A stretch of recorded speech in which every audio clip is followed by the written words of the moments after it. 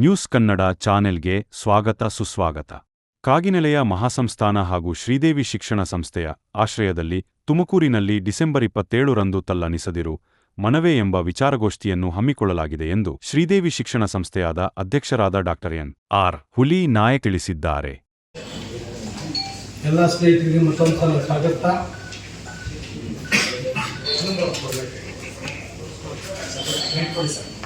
ಶ್ರೀ ಚಂದ್ರಶೇಖರ್ ಒಡೆಯರ್ ಅವರು ಅವರಿಗೆ ನಮಸ್ಕರಿಸ್ತಾ, ಹಾಗೆ ಮಂಜಪ್ಪನವರು ಕಾಗಿನೆಲೆ ಮಹಾಸಂಸ್ಥಾನದ ಕಾರ್ಯದರ್ಶಿಗಳು ಮತ್ತು ಡಾಕ್ಟರ್ ರಮಣವರು ಮತ್ತು ಎಲ್ಲ ನಮ್ಮ ಸ್ನೇಹಿತರ ಜೊತೆ ನಮ್ಮನ್ನು ಉದ್ದೇಶಿಸಿ ಮಾತನಾಡಿ ಬಯಸ್ತೇನೆ. ಇದೇ ತಿಂಗಳ 27 ಡಿಸೆಂಬರ್ ಶ್ರೀ ಕಾಗಿನೆಲೆ ಮಹಾಸಂಸ್ಥಾನ ಗುರುಪೀಠದ ವತಿಯಿಂದ ತುಮಕೂರಿನ ಶ್ರೀದೇವಿ ಇಂಜಿನಿಯರಿಂಗ್ ಕಾಲೇಜಿನ ಸಭಾಂಗಣದಲ್ಲಿ ಕಲ್ಯಾಣಿಸಿದರು ಮಾನವೇ ಎನ್ನುವಂಥ ವಿಷಯದ ಆಧಾರದ ಮೇಲೆ ಸಾಂಸ್ಕೃತಿಕ ಚಿಂತನಾ ಕಾರ್ಯಕ್ರಮ ನಡೆಯಲಿದೆ. ಈ ಚಿಂತನಾ ಕಾರ್ಯಕ್ರಮಕ್ಕೆ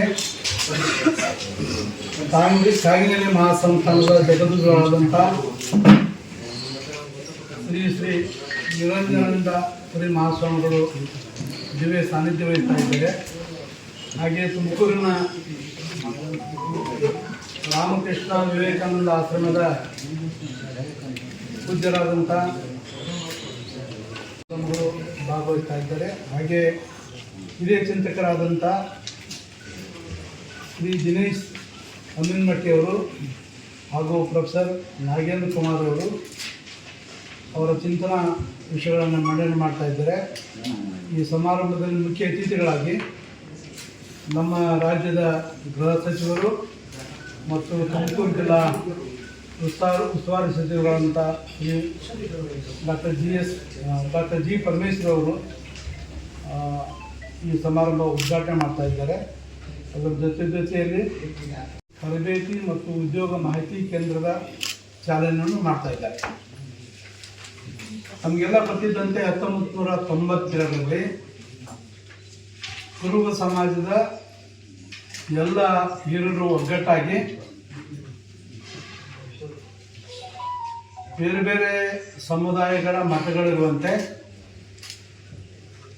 ಒಟ್ಟಾರೆ ಹಿಂದುಳಿದ ವರ್ಗಗಳ ಪ್ರಗತಿಗಾಗಿ ಮುಖ್ಯವಾಗಿ ಕುರುಬ ಸಮಾಜದ ವತಿಯಿಂದ ಒಂದು ಮಠ ಸ್ಥಾಪನೆ ಮಾಡಬೇಕನ್ನೋ ಸದುದ್ದೇಶದಿಂದ ಸಮಾಜದ ಎಲ್ಲ ಹಿರಿಯರು, ಅವರು ಸಮಾಜದ ಹಿರಿಯರು, ಸಮಾಜದ ಚಿಂತಕರು, ರಾಜಕೀಯ ಮುಖಂಡರು ಎಲ್ಲರೂ ಒಟ್ಟಾರೆಯಾಗಿ 1992ರಲ್ಲಿ ಕಾಗಿನೆಲೆಯಲ್ಲಿ ಶ್ರೀ ಬೀರೇಶಾನಂದ ತಾರಕಾನಂದ ಮಹಾಸ್ವಾಮಿಗಳನ್ನು ಮೊದಲು ಪಟ್ಟಾಭಿಷೇಕ ಮಾಡಿ ಅಂದಿನ ಸಮಾರಂಭದಲ್ಲಿ ಸುಮಾರು 10 ಲಕ್ಷದಷ್ಟು ಜನ ಸೇರಿ ಒಂದು ವಿಜೃಂಭಣೆಯಿಂದ ಕಾರ್ಯಕ್ರಮ ಮಾಡಿದರು. ಅಂದಿನಿಂದ ಇಂದಿನವರೆಗೆ ಮಠ ಬಹಳಷ್ಟು ಉತ್ತಮವಾದ ಕಾರ್ಯಕ್ರಮ ಮಾಡ್ತಾ ಬಂದಿದೆ. ಮುಖ್ಯವಾಗಿ 4 ರೆವಿನ್ಯೂ ವಿಭಾಗಗಳಲ್ಲಿ, ರಾಜ್ಯದ 4 ರೆವಿನ್ಯೂ ವಿಭಾಗಗಳಲ್ಲಿ 4 ಮಠಗಳನ್ನು ಪ್ರಾರಂಭ ಮಾಡಿ ಅಲ್ಲಿ ಸ್ವಾಮಿಗಳನ್ನು ನೇಮಕ ಮಾಡಿ ಭಾಳಷ್ಟು ಸಾಮಾಜಿಕ ಸಾಂಸ್ಕೃತಿಕ ಕೆಲಸಗಳನ್ನು ಮಾಡ್ತಾಯಿದೆ, ಧಾರ್ಮಿಕ ಕೆಲಸಗಳನ್ನು ಮಾಡ್ತಾಯಿದೆ. ಅದು ಮುಖ್ಯವಾಗಿ ಕಾಗಿನೆಲೆಯನ್ನು ಕೇಂದ್ರ ಸ್ಥಾನ ಮಾಡಿಕೊಂಡು ಅಲ್ಲಿ ಜಗದ್ಗುರುಗಳ ಇದ್ದು, ಹಾಗೆ ಬೆಂಗಳೂರು ಭಾಗದಲ್ಲಿ ಈಶ್ವರಾನಂದ ಮಹಾಸ್ವಾಮಿಗಳು,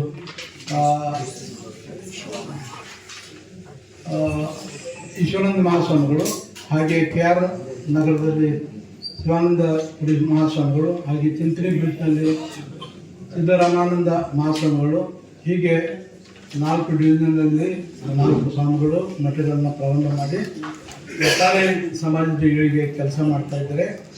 ಇತ್ತೀಚಿನ ದಿನಗಳಲ್ಲಿ ಜಗದ್ಗುರುಗಳು ಹೆಚ್ಚು ಶೈಕ್ಷಣಿಕದಲ್ಲಿ ಮತ್ತು ಧಾರ್ಮಿಕ ಹಾಗೂ ಸಾಮಾಜಿಕ ಚಿಂತನೆಗಳಲ್ಲಿ ತಮ್ಮನ್ನು ತಾವು ತೊಡಗಿಸಿಕೊಂಡು ಮೈಲಾರಲಿಂಗದಲ್ಲಿ ಒಂದು ಉತ್ತಮವಾದಂಥ ಕೇಂದ್ರ ಪ್ರಾರಂಭ ಮಾಡಿದ್ದಾರೆ. ಹಾಗೆ ಇತ್ತೀಚಿನ ದಿನಗಳಲ್ಲಿ ಬೆಂಗಳೂರು ಸಮೀಪದ ಕೇಟೋ ಹಳ್ಳಿಯಲ್ಲಿ ಸಹಿತ ದೊಡ್ಡ ಒಂದು ಕೇಂದ್ರ ಪ್ರಾರಂಭ ಮಾಡಿದ್ದಾರೆ. ಈ ಧಾರ್ಮಿಕ ವಿಚಾರಗಳ ಜೊತೆಯಲ್ಲಿ ಸಮಾಜದ ಅಭಿವೃದ್ಧಿಗೂ ಅವರು ಕುರುಪಾದ ಚಿಂತನೆ ಮಾಡುವಂಥ ವಿಷಯದಲ್ಲಿ ಇಂದು ನಾವೆಲ್ಲ ನೋಡ್ತಾ ಇರುವಂತೆ ಸಮಾಜದಲ್ಲಿ ಎಲ್ಲ ಜನರು ತಲ್ಲಣದಲ್ಲಿ ತೊಡಗಿಕೊಂಡಿದ್ದಾರೆ. ಒತ್ತಡದ ಜೀವನ, ಏನೋ ಒಂದು ಭಯದ ವಾತಾವರಣ, ಒಬ್ರಿಗೊಬ್ರಿಗೆ ನಂಬಿಕೆ ಇರಲಾರಂಥದ್ದು, ಭಯ, ಎಲ್ಲರೂ ನಾಗಾಲೋಟದಲ್ಲಿ ಜೀವನ ಸಾಗಿಸುವಂಥ ಸಮಯದಲ್ಲಿ ಒಂದು 16ನೇ ಶತಮಾನದಲ್ಲಿ ಕನಕದಾಸರು ನೀಡಿದಂಥ ಒಂದು ಕೀರ್ತನೆ ತಲ್ಲಣಿಸಿದರು ಮನವೇ ಅನ್ನುವಂಥ ಒಂದು ಚಿಂತನೆ ಜೊತೆಯಲ್ಲಿ ಒಂದು ಸಾಮಾಜಿಕ ವಿಷಯನ ಪ್ರಾರಂಭ ಮಾಡಿಕೊಂಡು ಒಟ್ಟಾರೆ ಸಮಾಜದ ಅಭಿವೃದ್ಧಿಗೆ, ಮುಖ್ಯವಾಗಿ ಕುರುಬ ಸಮಾಜ ಇದ್ದರೂ ಸಹಿತ ಎಲ್ಲ ಹಿಂದುಳಿದ ವರ್ಗಗಳಿಗೆ ಒಂದು ಅಭಯ ನೀಡುವಂಥದ್ದು, ಅವರೊಂದು ಜೊತೆಯಲ್ಲಿ ತೆಗೆದುಕೊಂಡು ಹೋಗುವಂಥ ಒಂದು ಸಾಮಾಜಿಕ ಕ್ರಾಂತಿ ಮಾಡುವಂಥ ಒಂದು ದೊಡ್ಡ ವಿಷಯವನ್ನು ಪ್ರತಿ ಜಿಲ್ಲೆಯಲ್ಲಿ ಹಮ್ಮಿಕೊಂಡಿದ್ದಾರೆ. ಈಗಾಗಲೇ ಬೆಂಗಳೂರು ಮತ್ತು ದಾವಣಗೆರೆಯಲ್ಲಿ ಈ ಥರದ ಕಾರ್ಯಕ್ರಮ ಮಾಡಿದ್ದಾರೆ. ಈ ತಿಂಗಳ ಕೊನೆಯ ಶನಿವಾರ 27ನೇ ತಾರೀಕಿನಂದು ತುಮಕೂರಿನ ಎಲ್ಲ ತುಮಕೂರು ಜಿಲ್ಲಾ ಕೇಂದ್ರ ಮಾಡಿಕೊಂಡು ತುಮಕೂರಿನ ಎಲ್ಲ ಜನರ ಸಹಯೋಗದೊಂದಿಗೆ ಈ ಕಾರ್ಯಕ್ರಮ ನಡೀತಾ ಇದೆ. ಇದು ನಿಜವಾಗಿಯೂ ಏನೋ ಒಂದು 16ನೇ ಶತಮಾನದಲ್ಲಿ ಸನಾತನ ಧಾರ್ಮಿಕ ವಿಚಾರಗಳಿಂದ ಜನರು ತಲ್ಲಣಗೊಂಡಿದ್ದರು. ಅಂಥ ಸಮಯದಲ್ಲಿ ಕನಕದಾಸರು ಒಂದು ಸಂದೇಶ ಕೊಟ್ಟರು, ತಲ್ಲಣಿಸಿದ್ರು ಮನವೇ, ಅದಕ್ಕೆ ಒಂದು ಅಭಯ. ಏನು ಅವರು ಮುಂದುವರೆದು ಹೇಳಿದ್ರು, ಈ ಪಶು ಪಕ್ಷಿಗಳಿಗೆ ಆಹಾರ ನೀಡಿದವರು ಯಾರು, ಹಾಗೆ ಬೆಟ್ಟದಲ್ಲಿ ನೀರಿರುವ ಮರಕ್ಕೆ ನೀರಿರಿದವರು ಯಾರು, ಇದು ಎಲ್ಲರನ್ನೂ ನಮ್ಮನ್ನು ಸಲುವಿಕೆ ದೇವರಿದ್ದಾನೆ ಅನ್ನುವಂಥ ಒಂದು ಭಾವನೆಯೊಂದಿಗೆ ಎಲ್ಲರನ್ನೂ ಜೊತೆ ತೆಗೆದುಕೊಂಡು ಹೋಗುವಂಥದ್ದು, ಎಲ್ಲರಿಗೆ ಸಮಾಧಾನ ಕೊಡುವಂಥ ಒಂದು ಸಂದೇಶವನ್ನು ಕೊಟ್ಟಿದ್ದರು. ಇಂದು ಅದೇ ಥರ ಪ್ರಕ್ಷುಬ್ಧ ವಾತಾವರಣ ಎಲ್ಲ ಕಡೆ ಇದೆ. ಅದಕ್ಕಾಗಿ ಎಲ್ಲರಿಗೂ ನಾವು ನಮ್ಮ ಜನರ ಜೊತೆ ಈ ಎಲ್ಲ ಹಿಂದುಳಿದ ವರ್ಗದವ್ರು ಇರ್ಬೋದು, ನಿರಾಶ್ರಿತರಿರ್ಬೋದು, ಆಶ್ರಯದಾತರು ಇಲ್ಲದಂಥವ್ರು ಇರ್ಬೋದು, ಅವರೆಲ್ಲರಿಗೂ ನಾವು ಒಟ್ಟಾರೆ ತೆಗೆದುಕೊಂಡು ಹೋಗುವಂಥ ಒಂದು ಸಂದೇಶ ನೀಡಲಿಕ್ಕೆ, ಆ ವಾತಾವರಣ ನಿರ್ಮಾಣ ಮಾಡಲಿಕ್ಕೆ ಸ್ವಾಮಿಗಳು ಅಲ್ಲದೆ ಚಿಂತಕರು ಈ ಸಾಮಾಜಿಕ ಚಿಂತಕರನ್ನು ಸಹಿತ ತೆಗೆದುಕೊಂಡು ಅದಕ್ಕೆ ಅಮನ್ಮಟ್ಟೆ ಅಂತವರು, ಮಹಾತ್ಮ ಗಾಂಧಿಯವರ ವಿಚಾರಗಳು ಪ್ರಚಲಿತ ಸಮಾಜದಲ್ಲಿ ಎಷ್ಟು ವಾಸ್ತವ ಅನ್ನುವಂಥ ವಿಷಯ ಹೇಳುವಂಥದ್ದು, ಹಾಗೆ ಕನಕದಾಸರ ಕೀರ್ತನೆಗಳು, ಅನೇಕ ಹರಿದಾಸರಲ್ಲಿ ಯಾವ ರೀತಿ ವಿಶಿಷ್ಟ ಹರಿದಾಸರು ಅನ್ನುವಂಥ ವಿಷಯಗಳನ್ನು ಮಂಡನೆ ಮಾಡ್ತಾ ಇದ್ದಾರೆ. ಹಾಗೆ ಜಿ ಪರಮೇಶ್ವರ್ ಅವರು ಸಹಿತ ಇದರ ಉದ್ಘಾಟನೆ ಮಾಡಿ ತರಬೇತಿ ಕೇಂದ್ರ ಉದ್ಘಾಟನೆ ಮಾಡ್ತಾ ಇದ್ದಾರೆ. ಇದರ ಜೊತೆಯಲ್ಲಿ ಶ್ರೀದೇವಿ ವಿದ್ಯಾಸಂಸ್ಥೆಯವರು ಕಳೆದ ಕೆಲವು ವರ್ಷಗಳಿಂದ ಸಮಾಜದ ಕೆಲವು ವಿದ್ಯಾರ್ಥಿಗಳಿಗೆ ಉತ್ತಮ ಶೈಕ್ಷಣಿಕ ಅರ್ಹತೆ ಇರುವಂಥ ಮಕ್ಕಳಿಗೆ ಫ್ರೀ ಎಜುಕೇಷನ್ ಕೊಡುವಂಥದ್ದು ಶ್ರೀದೇವಿ ಚಾರಿಟಬಲ್ ಟ್ರಸ್ಟ್ ಮಾಡ್ತಾ ಬಂದಿದೆ. ನಮ್ಮಲ್ಲಿ ಸುಮಾರು ಒಂದು 11 ಥರ ಶಿಕ್ಷಣ ಕೊಡ್ತಾ ಇದ್ದೇವೆ. ಅದು MBBS ಇರ್ಬೋದು, ಎಂಜಿನಿಯರಿಂಗ್ ಇರ್ಬೋದು, ಪಾಲಿಟೆಕ್ನಿಕ್ಸ್ ಇರ್ಬೋದು, ನರ್ಸಿಂಗು, ಫಾರ್ಮಸಿ, ಈ ರೀತಿ 11 ವಿಭಾಗಗಳಲ್ಲಿ ಪ್ರತಿ ವಿಭಾಗದಲ್ಲಿ ಒಂದು ಹುಡುಗ ಒಂದು ಹುಡುಗಿಗೆ ಮೊದಲ ಸಲ ಸೇರಿದ ನಂತರ ಮುಂದಿನ ಶಿಕ್ಷಣ ಫ್ರೀ ಮಾಡುವಂಥದ್ದು, ಅದರ ಎಲ್ಲ ಫೀಸನ್ನು ಶ್ರೀದೇವಿ ಚಾರಿಟಬಲ್ ಟ್ರಸ್ಟು ವಹಿಸ್ತಾ ಇದೆ. ಅದು ಸುಮಾರು ಒಂದು 22 ಜನ ಪ್ರತಿ ವರ್ಷ ನಾವು ಕೊಡ್ತಾ ಇದ್ದೇವೆ. ಅದು 4 ವರ್ಷ ನಮ್ಮದು ಸುಮಾರು 80-100 ಜನ ಆಗ್ತಾರೆ. ಸುಮಾರು 1.5-2 ಕೋಟಿಯಷ್ಟು ಶ್ರೀದೇವಿ ಚಾರಿಟಬಲ್ ಟ್ರಸ್ಟ್ ಈ ಥರ ಪ್ರತಿಭಾವಂತ ಮಕ್ಕಳಿಗೆ ಫ್ರೀ ಶಿಕ್ಷಣ ಕೊಡಲಿಕ್ಕೆ ವ್ಯಯ ಮಾಡ್ತಾ ಇದೆ. ಆ ಸಮಾರಂಭ ಸಹಿತ ಒಂದು ಶ್ರೀಗಳಿಂದ ಮತ್ತು ಡಾಕ್ಟರ್ ಜಿ ಪರಮೇಶ್ವರ್ ಅವರಿಂದ ಆ ಸರ್ಟಿಫಿಕೇಟು ಮಕ್ಕಳಿಗೆ ವಿತರಣೆ ಮಾಡಲಾಗ್ತದೆ. ಈ ಥರದ ಒಂದು ವಿಶಿಷ್ಟ ಕಾರ್ಯಕ್ರಮ ತಾವೆಲ್ಲರೂ ಇದನ್ನು ವಿಸ್ತೃತವಾಗಿ ಜನರಿಗೆ ಪರಿಚಯಿಸಿ ಜಿಲ್ಲಾದ್ಯಂತ ಎಲ್ಲ ಜನ ಆ ಸಮಾರಂಭದಲ್ಲಿ ಭಾಗವಹಿಸಬೇಕಂತೇಳಿ ತಮ್ಮ ಮೂಲಕ ನಾನು ಎಲ್ಲರಿಗೂ ವಿನಂತಿ ಮಾಡಿಕೊಡ್ತೇನೆ. ಶ್ರೀದೇವಿ ಶಿಕ್ಷಣ ಸಂಸ್ಥೆಗಳ ಸಂಸ್ಥಾಪಕರು ಮತ್ತು ಸಮಾಜದ ಹಿರಿಯ ಮುಖಂಡರಾದಂಥ ವಿನಾಯಕ ಸರ್ ಅವರೇ, ಟ್ರಸ್ಟಿಗಳಂತ ತರುಣ್ ಅವರೇ ಮತ್ತು ಎಲ್ಲ ಸಮಾಜ ಬಂಧುಗಳೇ, ಭಾಳ ವಿಶೇಷವಾಗಿ ಬಹು ಸಂಖ್ಯೆಯಲ್ಲಿ ಆಗಮಿಸಿ ಈ ಕಾರ್ಯಕ್ರಮದ ಯಶಸ್ವಿಗೆ ತಮ್ಮ ಅಮೂಲ್ಯ ಸೇವೆಯನ್ನು ಸಲ್ಲಿಸ್ತಾ ಬಂದಿರತಕ್ಕಂಥ ನಮ್ಮೆಲ್ಲ ಪತ್ರಿಕಾ ಮಾಧ್ಯಮ ಮತ್ತು ದೃಶ್ಯ ಮಾಧ್ಯಮದ ಮಿತ್ರರು. ಕಾಗಿನೆಲೆ ಮಹಾಸಂಸ್ಥಾನ ನಮ್ಮ ವಿನಾಯಕ ಸಾಹೇಬ್ ಹೇಳಿದ ಹಾಗೆ ಕಳೆದ 3 ದಶಕಗಳಿಂದಲೂ ಕೂಡ ಇದು 4ನೇ ದಶಕದಲ್ಲಿ ಕಾರ್ಯತಕ್ಕಂಥ ಸಂದರ್ಭದಲ್ಲಿ ಭಿನ್ನವಾಗಿ ಸಮಾಜಮುಖಿ ಚಿಂತನೆಗಳನ್ನು ಪ್ರಸ್ತುತಪಡಿಸುತ್ತಾ ಬಂದಿದೆ. ಭಾಳ ವಿಶೇಷವಾಗಿ ಉತ್ತರ ಕರ್ನಾಟಕ ಭಾಗದಲ್ಲಿ ಪರಮ ಪೂಜಾ ಜಗದ್ಗುರು ನಿರಂಜನಾನಂದಪುರಿ ಸ್ವಾಮೀಜಿಗಳು ಅನೇಕ ಸಮಾಜಮುಖಿ ಮತ್ತು ವೈಚಾರಿಕ ಕಾರ್ಯಕ್ರಮಗಳು ಮಾಡೋದ್ರ ಮೂಲಕ ಒಂದು ಹೊಸ ಹೆಜ್ಜೆಯನ್ನು ಇಡ್ತಕ್ಕಂಥದ್ದು. ತಮಗೆಲ್ಲರೂ ಗೊತ್ತಿರುವಂಥದ್ದು, ಭಾಳ ಹಿಂದುಳಿದ ಮಠಗಳಲ್ಲಿ ಪ್ರಪ್ರಥಮವಾಗಿ ಪಾದಪೂಜೆಯನ್ನು ಅವರು ಇಂದ ವಿಮುಖರಾಗ್ತಾರೆ. ಪಾದಪೂಜೆಯನ್ನು ಮಾಡಿಸ್ಕೋಬಾರ್ದು, ಒಂದು ವೈಚಾರಿಕ ನೆಲೆಗಟ್ಟಿನಲ್ಲಿ ಮಠಗಳು ಬರಬೇಕು ಅನ್ನುವಂಥದ್ದು. ಅಲ್ಲಿಂದ ಆರಂಭಿಸಿ ಪ್ರತಿಮೆಗಳನ್ನು ಸ್ಥಾಪನೆ ಮಾಡೋದ್ರಲ್ಲೂ ಕೂಡ ಕನಕದಾಸರ ಪ್ರತಿಮೆ ಆಗಿರ್ಬೋದು, ಸಂಗೊಳ್ಳಿರಾಯಣ್ಣ ಪ್ರತಿಮೆ ಆಗಿರ್ಬೋದು, ಇವೆಲ್ಲ ವೈಚಾರಿಕ ನೆಲೆಗಟ್ಟಿನಲ್ಲಿ ಏನು ಏಕಾಏಕಿ ಯಾವುದೋ ಅನ್ಅಥರೈಸ್ಡ್ ಜಾಗಗಳಲ್ಲಿ ಮಾಡುವಂಥದ್ದು, ಅದನ್ನು ಮೂರ್ತಿಯಾಗಿ ನೋಡುವಂಥದ್ದನ್ನು ಅವರು ಭಿನ್ನ ಆಲೋಚನೆಗಳ ಮೂಲಕ ಮಾಡುವಂಥದ್ದು ಭಾಳ ಮುಖ್ಯ.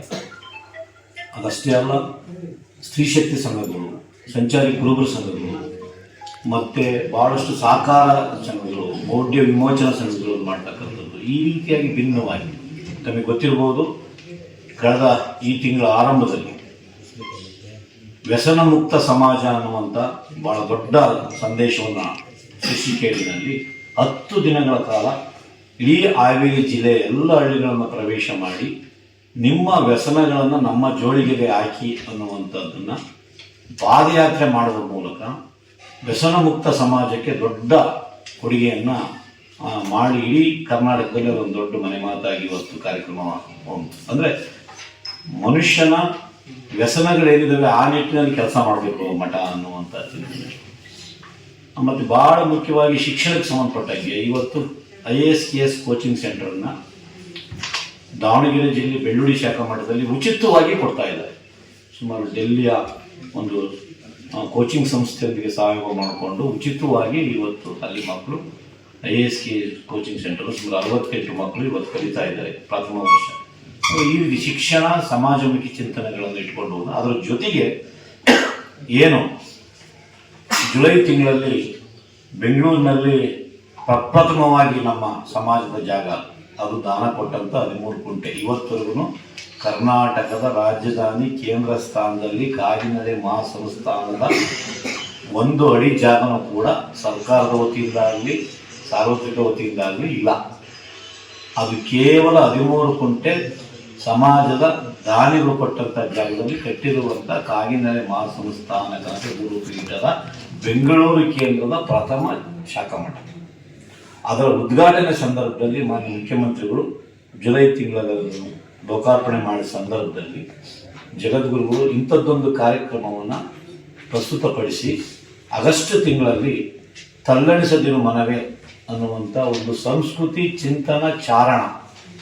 ಆ ಸಂಸ್ಕೃತಿ ಚಿಂತನ ಚಾರಣ ಅನ್ನುವುದೇ ಅಂದ್ರೆ ಒಂದಷ್ಟು ನಡಿಗೆ ಅನ್ನುವಂಥದ್ದು, ವಿಚಾರಪರವಾದಂಥ ಸಂಸ್ಕೃತಿ ಪರವಾದಂಥ ನಡಿಗೆಯನ್ನು ಮಾಡಬೇಕು ಅನ್ನೋ ಆಲೋಚನೆ ಇಟ್ಟುಕೊಂಡು ಆಗಸ್ಟ್ ತಿಂಗಳಲ್ಲಿ ಆರಂಭಿಸಿದಂಥ ಒಂದು ಬಹುದೊಡ್ಡ ಕಾರ್ಯಕ್ರಮ. ನಾಡಿನ ಹೆಸರಾಂತ ವಿಚಾರವಂತರನ್ನು ಕರೆಸಿ ಜ್ಞಾನ ದಾಸೋಹವನ್ನು ಪಕ್ಷಾತೀತವಾಗಿ, ಜಾತ್ಯತೀತವಾಗಿ, ಪ್ರದೇಶಾತೀತವಾಗಿ ಕೊಡುವಂಥ ಆಲೋಚನೆಯನ್ನು ಮಾಡಿದ್ದರ ಪರಿಣಾಮವಾಗಿ ಹುಟ್ಟುಕೊಂಡಿದ್ದಂಥದ್ದೇ ತಲ್ಲಣಿಸದಿರು ಮನವೇ ಅನ್ನುವಂಥ ಒಂದು ದೊಡ್ಡ ರಾಜ್ಯ ಮಟ್ಟದ ವಿಚಾರ ಸಂಕಿರಣ. ಪ್ರಥಮವಾಗಿ ಚಂದ್ರಶೇಖರ್ ಕಂಬಾರ್ ಅವರು ಅದನ್ನು ಉದ್ಘಾಟನೆ ಮಾಡ್ತಾರೆ. ಜ್ಞಾನಪೀಠ ಪ್ರಶಸ್ತಿ ವಿಜೇತ ಕಂಬಾರ್ ಅವರು, BT ಲಲಿತಾ ನಾಯಕರವರು, ನಮ್ಮ ತುಮಕೂರು ಜಿಲ್ಲೆಯ ಪ್ರೊಫೆಸರ್ ಆದಂಥ ಚಿತ್ತಯ್ಯ ಪೂಜಾರ್ ಅವರು, ಇವರೆಲ್ಲ ಸೇರಿ ಅದನ್ನು ಉದ್ಘಾಟನೆ ಮಾಡಿ MB ಪಾಟೀಲ್ರವರು ಬೃಹತ್ ಕೈಗಾರಿಕಾ ಸಚಿವರು ಅದನ್ನು ಉದ್ಘಾಟನೆ ಮಾಡಿ ಲೋಕಾರ್ಪಣೆ ಮಾಡಿ 2 ಕಾರ್ಯಕ್ರಮಗಳನ್ನು ಕೂಡ ನಾವು ಅಲ್ಲಿ ಪ್ರತಿ ತಿಂಗಳು 4ನೇ ಶನಿವಾರ ಅದು ನಿಗದಿಯಾದಂಥ ಕಾರ್ಯಕ್ರಮ ಆಗ್ತದೆ, ಅದು ರೋಟೀನ್ ಆದಂಥದ್ದು. ಹೀಗೆ ಮಾಡ್ತಾ ಇರಬೇಕಾದ್ರೆ ಬೆಂಗಳೂರಿನಲ್ಲಿ ಅದನ್ನು ನಾವು ಮಾಡಬೇಕು ಅಂತ ಆಲೋಚನೆ ಇತ್ತು. ಆದರೆ ರಾಜ್ಯದ ಮೂಲೆ ಮೂಲೆಯಿಂದ ಜನ ಏನು ಮಾಡಿದ್ರು, ಇಲ್ಲ ಇದು ಅತ್ಯುತ್ತಮವಾದ ಕಾರ್ಯಕ್ರಮ, ನೀವು ಬೆಂಗಳೂರಿಗೆ ಸೀಮಿತಗೊಳಿಸಬೇಡ್ರಿ, ಇದನ್ನು ರಾಜ್ಯದ ಎಲ್ಲ ಜಿಲ್ಲೆಗಳಿಗೂ ವಿಸ್ತರಿಸಬೇಕು ಅನ್ನುವಂಥ ಬಹುದೊಡ್ಡ ಬೇಡಿಕೆಯನ್ನು ಒತ್ತಾಯಪೂರ್ವಕವಾಗಿ ಇಟ್ಟಿದ್ರ ಕಾರಣದಿಂದಾಗಿ ಪರಮ ಪೂಜ್ಯರು ಕಳೆದ ತಿಂಗಳಿಂದ ನಮ್ಮ ರಾಜ್ಯಾದ್ಯಂತ ಜಿಲ್ಲಾವಾರು ವಿಸ್ತರಿಸಬೇಕು ಅನ್ನುವಂಥ ಆಲೋಚನೆ ಇಟ್ಕೊಂಡು ಕಳೆದ ತಿಂಗಳು ಭಾಳ ಯಶಸ್ವಿಯಾಗಿ ನಮ್ಮ ದಾವಣಗೆರೆ ಜಿಲ್ಲೆಯಲ್ಲಿ ಅದನ್ನು ನೆರವೇರಿಸಿದ್ವಿ. ದಾವಣಗೆರೆ ಜಿಲ್ಲೆಯಲ್ಲಿ ಸಂವಿಧಾನಿಕ ಆಶಯಗಳನ್ನು ಕುರಿತು ಕರ್ನಾಟಕದ ಹೆಸರಾಂತ ವಿಚಾರ ಮತ್ತು ಸಂಸ್ಕೃತಿ ಚಿಂತಕರಾದಂಥ ಬಂಗೇರೆ ಜಯಪ್ರಕಾಶ್ ಅವರು ಮತ್ತು ಟಿ ಬೇಗೂರು ಶ್ರೀನಿಯ ಅನ್ನುವಂಥವರು ಅತ್ಯುತ್ತಮವಾಗಿ ಅಲ್ಲಿ 2 ಪತ್ರಿಕೆಗಳನ್ನು ಪ್ರೆಸೆಂಟ್ ಮಾಡುವ ಮೂಲಕ ವಿಚಾರಪರವಾದಂಥ ರಾಜ್ಯ ಮಟ್ಟದ ವಿಚಾರಪರ ಚಿಂತನೆ ಗೋಷ್ಠಿಯಾಗಿ ಅದನ್ನು ನಾವು ಮಾಡಿದ್ವಿ. ಭಾಳ ಯಶಸ್ವಿಯಾಗಿತ್ತು. ಈ ತಿಂಗಳು ನಮ್ಮ ಎಲ್ಲ ತುಮಕೂರಿನ ಜನರು ಭಾಳ ಮುಖ್ಯವಾಗಿ ನಮ್ಮ ಉಳಿನಾಯಕರ್ ಸರ್ ಅವರು ಯಾವತ್ತೂ ಕೂಡ ವಿಚಾರಪರ ಮತ್ತು ನಮ್ಮ ಮಠದ ಎಲ್ಲ ಕಾರ್ಯಚಟುವಟಿಕೆಗಳಲ್ಲಿ ತಮ್ಮನ್ನು ಭಾಳಷ್ಟು ತನು ಮನ ಧನ ಅವಾಗಿ ಸಮರ್ಪಿಸಿಕೊಂಡು ನಮ್ಮ ಎಲ್ಲ ಅದರ ಜೊತೆಗೆ ನಮ್ಮ ತುಮಕೂರಿನ ಎಲ್ಲ ಜಿಲ್ಲಾ ಅಧ್ಯಕ್ಷರು ಮತ್ತು ತಾಲೂಕು ಮಟ್ಟದ ಎಲ್ಲ ತಾಲೂಕಿನ ಅಧ್ಯಕ್ಷರುಗಳು ಮತ್ತು ಎಲ್ಲ ಸಂಘ ಸಂಸ್ಥೆಗಳು ಭಾಳಷ್ಟು ನಮ್ಮ ಅವರೆಲ್ಲರ ಬಹು ಸಂತೋಷಕರವಾದಂಥ ಒತ್ತಾಯದ ಕಾರಣದಿಂದಾಗಿ ಇವತ್ತು ಈ 27ನೇ ತಾರೀಕು ಈ ಕಾರ್ಯಕ್ರಮ ಇಲ್ಲಿ ಆಯೋಜನೆಗೊಳ್ತಾ ಇದೆ. ಭಾಳ ದೊಡ್ಡ ವಿಶೇಷತೆ ಏನಪ್ಪ ಇಲ್ಲಿ ವಿಶೇಷವಾಗಿ ತುಮಕೂರಲ್ಲಿ ಈ ಕಾರ್ಯಕ್ರಮ ಆಗ್ತಿರೋದು ಅಂದರೆ ಮತ್ತೊಂದು ಸಮಾಜಮುಖಿ ಚಿಂತನೆಯನ್ನು ಇಲ್ಲಿ ಇನಾಗ್ರೇಟ್ ಮಾಡ್ತಾ ಇದ್ದಾರೆ ಕಾಗಿನೆಲೆ ಮಹಾಸಂಸ್ಥಾನದಿಂದ. ಅದು ಏನಪ್ಪ ಅಂದರೆ ಉದ್ಯೋಗಶ್ರೀ ಅಂತ. ಇದು ಭಾಳ ಯಶಸ್ವಿಯಾದ ಕಾರ್ಯಕ್ರಮ.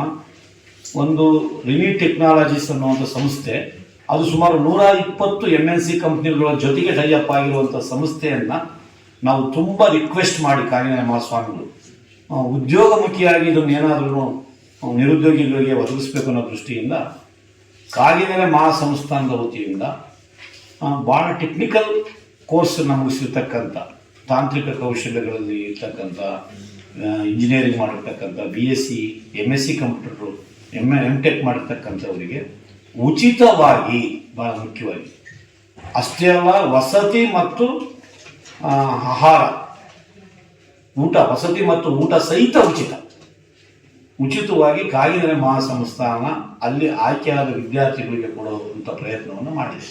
ರಿನಿ ಟೆಕ್ನಾಲಜಿ ಅವರು ಕಳೆದ 14 ವರ್ಷಗಳಿಂದ ತರಬೇತಿಯನ್ನು ಕೊಟ್ಟು MNC ಕಂಪ್ನಿಗಳಿಗೆ ಅವರನ್ನು ಕಳಿಸ್ಕೊಡುವಂಥ ದೊಡ್ಡ ವ್ಯವಸ್ಥೆಯನ್ನು ಮಾಡಿದ್ದಾರೆ. ಸುಮಾರು 7-8 ಸಾವಿರ ಜನಕ್ಕೆ ಅವರು ಈ ಪ್ಲೇಸ್ಮೆಂಟನ್ನು ಮಾಡಿಕೊಟ್ಟಿದ್ದಾರೆ.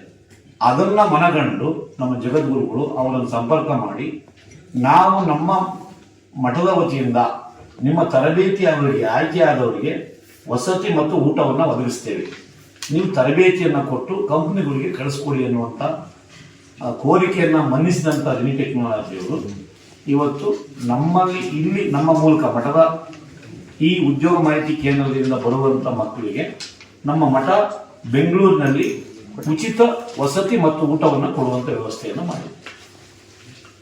ಅಷ್ಟು ಮಾತ್ರ ಅಲ್ಲ, ಅವರಿಗೆ ತರಬೇತಿಗೆ ಏನು ಬೇರೆ ಬೇರೆ ಇಂಡಿಪೆಂಡೆಂಟ್ ಆಗಿ ಹೋಗಿದ್ರು 2 ಲಕ್ಷ, 1.5 ಲಕ್ಷ, 3 ಲಕ್ಷ ತರಬೇತಿ ತರುತ್ತಿತ್ತು, ಅದನ್ನು ಕೂಡ ಉಚಿತಗೊಳಿಸಿದೆ ಮಠ, ಶ್ರೀಮಠ.